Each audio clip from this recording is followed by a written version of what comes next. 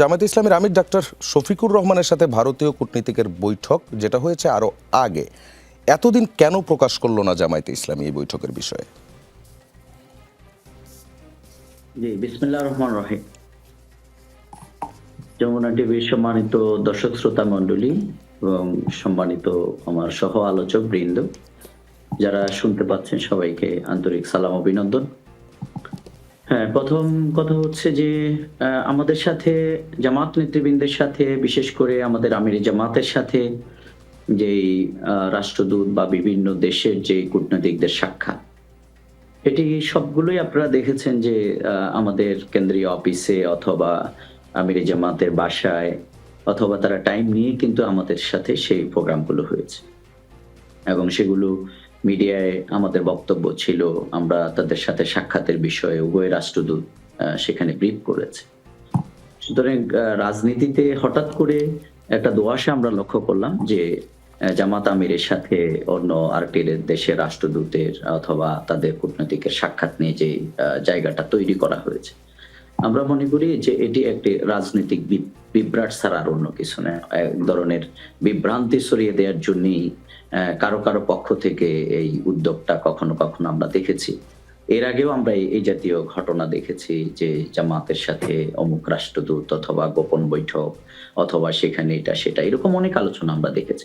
সুতরাং আমরা এগুলোকে খুব বেশি না, আমি কিন্তু কোথাও আপনাকে গোপন বৈঠকের কথা বলছি না। আমি বলছি যে এই বৈঠকটা হয়েছে আরো আগে, কিন্তু এটা এতদিন কেন প্রকাশ করা হলো না, কেনই বা এখন এসে গোপন বৈঠকের কথা উঠছে? এগুলো উঠছেই তো কারণ হচ্ছে এতদিন এটা প্রকাশ্যে আসেনি, সামনে আসেনি।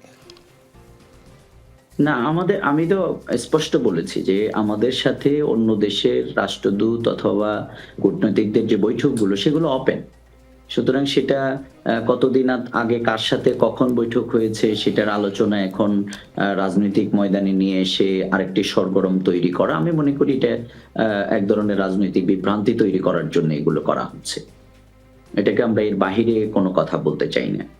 বরং এটার ব্যাপারে আমাদের দলীয় স্টেটমেন্ট আছে এবং আমাদের সংগঠন জুলাই আন্দোলনের মধ্য দিয়ে আমাদের অফিসের কার্যক্রম, আমাদের নেতৃবৃন্দের যে সাক্ষাৎগুলো প্রতিনিয়ত সেগুলো হচ্ছে। সুতরাং এখানে আলাদা করে গোপন বৈঠকের আলোচনার প্রশ্ন সেগুলো তো যেগুলো হয় সেগুলো তো আমরা জানতেই পারি, কিন্তু ওই বৈঠকটা সম্পর্কে আসলে জানতে আমাদের অনেক সময় লেগে গেল। তাও জামায়াত আমির নিজে ফেসবুক পোস্ট করলেন, সেই পোস্টে তিনি বলছেন ভারত সে বৈঠকের কথা গোপন রাখতে বলেছিল, কিন্তু সেটা আর গোপন থাকেনি। আপনি কি শুনতে পাচ্ছেন আমাকে? কিন্তু আমরা এরকম ধোঁয়াশা রাজনীতি কিন্তু আমরা অনেক সময় দেখেছি যে অমুকের সাথে অমুকের বৈঠক অমুক জায়গায় হয়েছে। আমরা এনসিপির কথাই যদি আমরা বলি, তাদের সাথে আমেরিকার সাবেক রাষ্ট্রদূতের বৈঠকটা নিয়ে যে একটা বড় ধরনের বলা যায় পলিটিক্যাল একটা ডিজাস্টার তৈরি করা হয়েছে, কিন্তু আমরা পরবর্তীতে খোঁজ খবর নিয়ে দেখলাম যে সেই ধরনের কোনো ঘটনাই সংঘটিত হয় নাই। তো সুতরাং এই জাতীয় বিষয়গুলো শুধু একটা না, আমাদের দেশের রাজনীতিতে অনেক সময় আমরা দেখেছি। সেই ধরনের আরেকটা ঘটনা আপনি বলতে পারেন। জামায়াত আমির বলছিলেন, তিনি তার ফেসবুক পোস্টেও বলেছেন যে এই বৈঠকের বিষয়টা ভারতের পক্ষ থেকে গোপন রাখতে বলা হয়েছিল। তো এটা আসলে গোপনীয়তাটা রক্ষা করলেন না কেন, অথবা তিনি বা কেন করলেন না? না, এটা তো এই বৈঠকের আলোচনা যখন এসে গেছে তখন তো উনি ওনার বক্তব্য দিয়েছেন। সুতরাং জামাত আমিরের যে বক্তব্য সেটা তো উনি স্পষ্ট করে বলেছেন ওনার বক্তব্যটি। সেটা নিয়ে তো আমি মনে করি আর দ্বিতীয়বার আমার মতো ব্যক্তিকে পর্যালোচনার কোনো অপেক্ষা রাখে না। মানে আপনি এই বিষয়টাতে আসলে মন্তব্য করতে চাচ্ছেন না, আমি কি এটা ধরে নিব? উনি ওনার বক্তব্যটা দিয়েছেন, সুতরাং এই ব্যাপারে আমি আর কোনো মন্তব্য করতে চাই না।